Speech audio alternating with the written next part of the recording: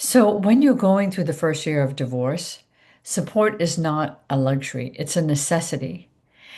Hi, I'm Susan Regan, and I've been helping people in divorce groups for over 17 years now.